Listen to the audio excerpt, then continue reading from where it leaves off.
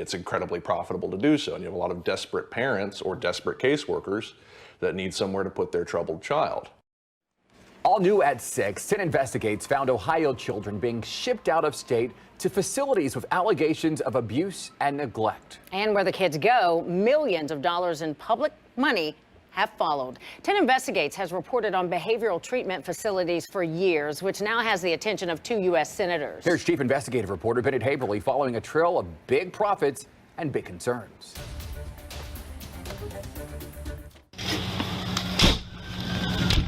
Police and EMS arrive at a Michigan behavioral treatment center. He was being restrained for some reason. I don't know why. Surveillance video sheds light on what happened, showing 16-year-old Cornelius Frederick throwing a sandwich at his peers. He is then shoved and restrained by staff for more than 8 minutes. We heard him go like something like that, so I'm like, all right, let's lift him up and sit him up. When they let up, he's unresponsive and dies 2 days later. So you're laying on him, and there's people on each limb, basically, about 5 of you. In wake of Cornelius's death, the facility closed. 3 staff were criminally charged, and boys from across the country were sent back home, including Damar Bowden, a 17-year-old from Columbus. I've been locked up out of state, so y'all ain't feeling how I feel. His mother, Damara Harris, told me her son's behavior led to run-ins with juvenile court and placements at facilities in Pennsylvania and Michigan. Around the time that everything happened there, he had already contacted me and said, I want to come home. This is what's happening. These people aren't being, good to us. Home just 2 months. Damar was killed in Columbus in July of 2020 while trying to purchase a gun from someone he knew. It's like having them, watching them grow, and just one day it's just not there anymore. It's not a great feeling. It's empty a lot, so.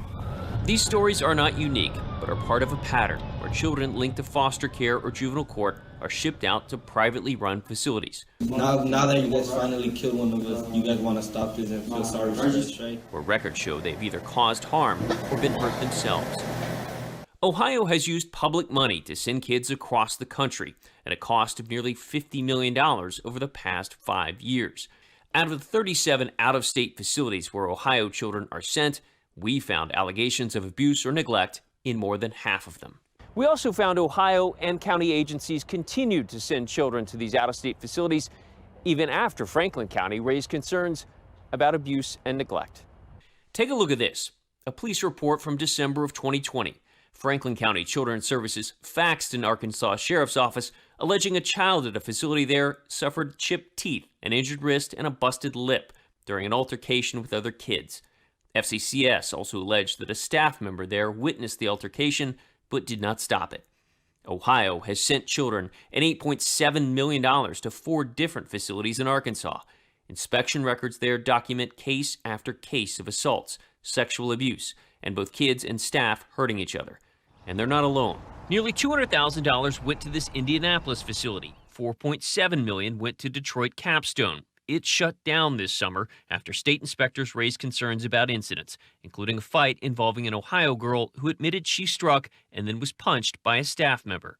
My present child's from Illinois. I had a case with a kid from Ohio, a case with a kid from Maine. Jared Medlock is an Arkansas attorney who has represented children at these facilities who allege they were abused. We've had any number of these cases going for the last 5 years consistently. There's never been a drop-off where we didn't have at least 1 or 2 cases going here in the state of Arkansas. The nickname that some of us had for it was the misery mill. You would be there, you would be under constant psychological assault, emotional assault, because there were guys there that it was all about pecking order. Stefan Specht is a former resident of Mill Creek, one of the Arkansas facilities where Ohio children have been sent.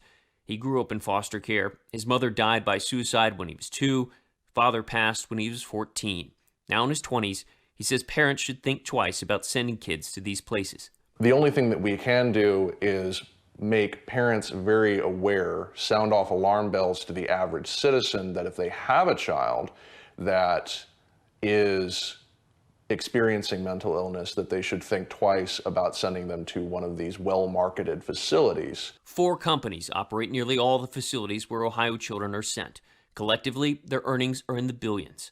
SEC filings show Acadia, with more than 200 facilities, reported third-quarter revenue topping $666 million. More than half came from public money. Hi, this is Bennett Haberly with WBNS TV in Columbus. We spent weeks attempting to reach the companies. Two got back to us, emailing statements that didn't directly answer our questions. UHS said isolated and rare negative events do occur, but that they take appropriate and corrective actions. Acadia's read in part, our facilities have worked to continuously improve our treatment programs and patient care, reduce the number of incidents, and give hope to hundreds of youths who previously had very little. Neither the state nor Franklin County Children's Services would talk to us. In emails, both agencies said they monitor these facilities and have reduced their use. Given what we found, we still had questions and told FCCS in advance we planned to stop by. But when we did, we're told no one was available. When are you able to come back, I guess? You guys tell me. We're hoping to talk to somebody about, how well FCCS is monitoring these out-of-state facilities and why we continue to spend millions sending kids to places that have had issues with abuse and neglect. Franklin County again declined to talk to us, but an emailed statement said that their caseworkers do visit these facilities and ask about the conditions there. 2 U.S. senators have raised concerns as well. They referenced the previous reporting by 10 Investigates and other news outlets and have asked the operators of these facilities for more information about the treatment of children in their care. In the coming days, you'll hear from more people connected to this, including local advocates who are urging the state to bring kids home. Yolanda?